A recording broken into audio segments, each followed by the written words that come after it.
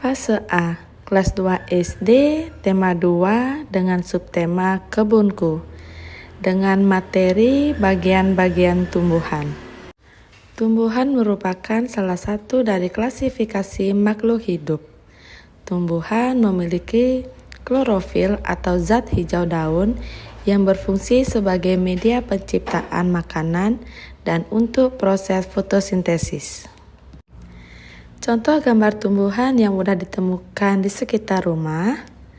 Yang pertama ada pohon mangga, yang kedua ada pohon jepun Jepang, yang ketiga ada pohon sandat.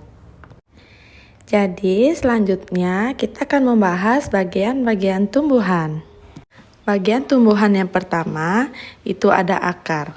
Akar adalah bagian tumbuhan yang umumnya terdapat pada bagian bawah tumbuhan. Bagian ini biasanya terkubur dalam tanah atau media tanam lainnya.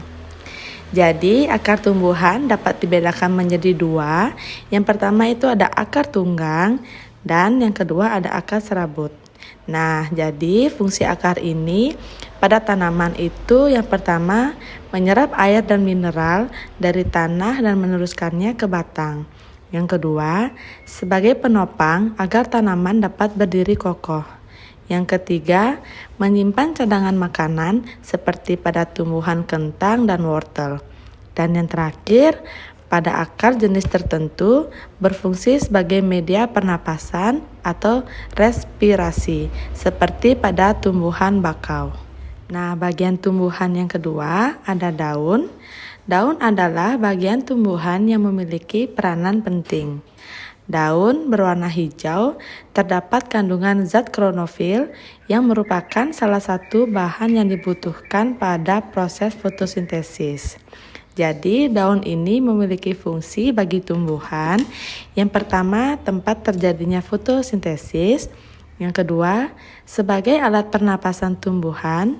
Yang ketiga, tempat terjadinya penguapan. Dan yang terakhir, daun juga dapat digunakan sebagai alat perkembangbiakan vegetatif.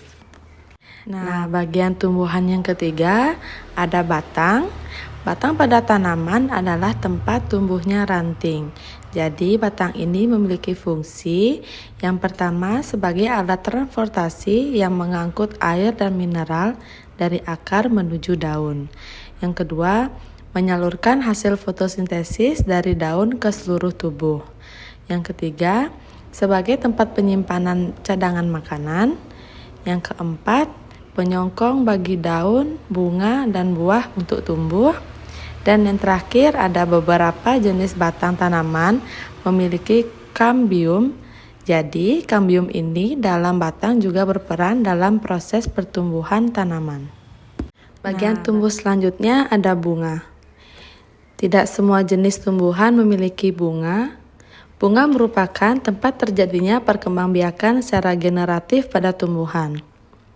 Bunga memiliki bentuk yang sangat variatif dan berwarna-warni, memberikan daya tarik untuk menarik perhatian kupu-kupu dan serangga untuk hinggap dan membantu proses penyerbukan. Jadi, bunga memiliki fungsi yang pertama tempat terjadinya penyerbukan, yang kedua sebagai alat perkembangbiakan tumbuhan, yang ketiga sebagai tempat bertemunya sel kelamin jantan dan betina, yang keempat sebagai penghasil biji, dan yang terakhir penghiasan yang membuat tumbuhan menjadi indah. Nah, bagian tumbuhan yang terakhir ada buah. Buah merupakan cadangan makanan yang dapat dihasilkan oleh sebuah tanaman yang dapat dinikmati oleh makhluk hidup lainnya. Fungsi buah yang pertama untuk melindungi biji, yang kedua membantu dalam penyebaran biji-bijian, yang ketiga sebagai penyedia cadangan makanan ketika melakukan perkecambahan, dan yang terakhir sumber makanan yang dapat dikonsumsi oleh manusia. Nah, itulah bagian-bagian tumbuhan yang dapat kita pelajari. Nah, bagian tumbuhan yang terakhir ada buah.